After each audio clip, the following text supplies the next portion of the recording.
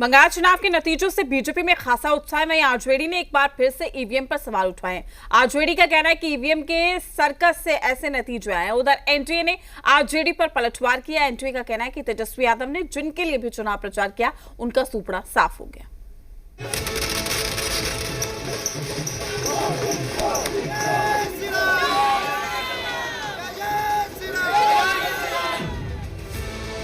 बंगाल में बीजेपी की प्रचंड जीत पर बीजेपी में जबरदस्त उत्साह है।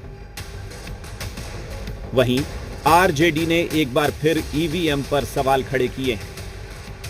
पार्टी का कहना है तेजस्वी यादव जहां भी प्रचार में गए वहां भीड़ ही भीड़ दिखी थी, पर ईवीएम की वजह से यह नतीजा सामने आया है।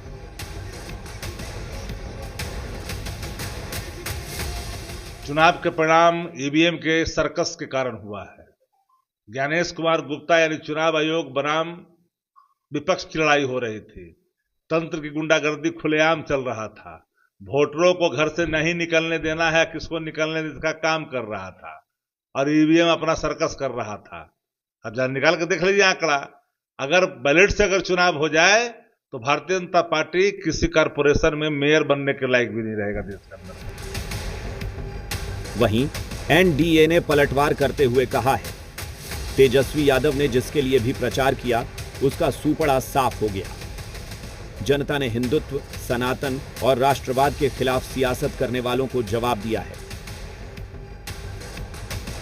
जिस तरह से घुसपैठ को और तुष्टीकरण की राजनीति उस दोनों प्रदेश में करने का प्रयास कांग्रेस और इंडी गठबंधन और तृणमूल कांग्रेस ने किया, और देश की जनता ने, बंगाल और असम की जनता ने खुलकर और भाजपा के समर्थन में आकर सनातन और हिंदुत्व की रक्षा, राष्ट्रवाद की रक्षा के नाम पर वोट किया। बिल्कुल आपने देखा होगा कि बंगाल में गए वहां क्या सूपड़ा साफ हो गया, तमिलनाडु में गए सूपड़ा साफ हो गया, अब बिहार में सूपड़ा साफ तो पहले ही करके गए थे।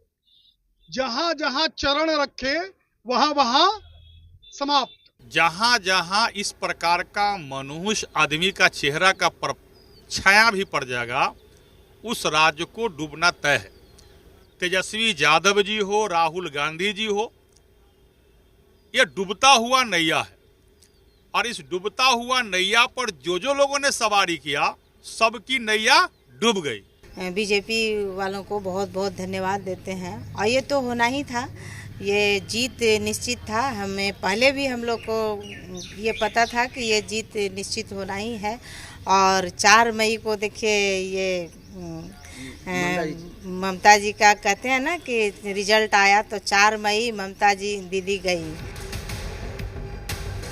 उधर कांग्रेस नेता कह रहे हैं बीजेपी को सिर्फ कांग्रेस ही चुनौती दे सकती है। क्षेत्रीय दलों को कांग्रेस के साथ ही चलना होगा।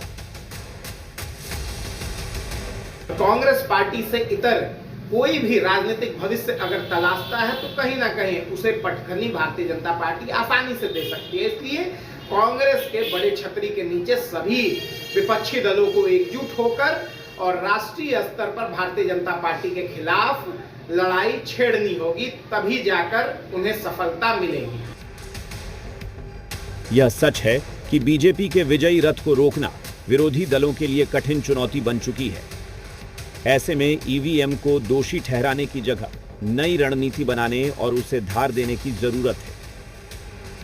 ब्यूरो रिपोर्ट, जी मीडिया, पटना।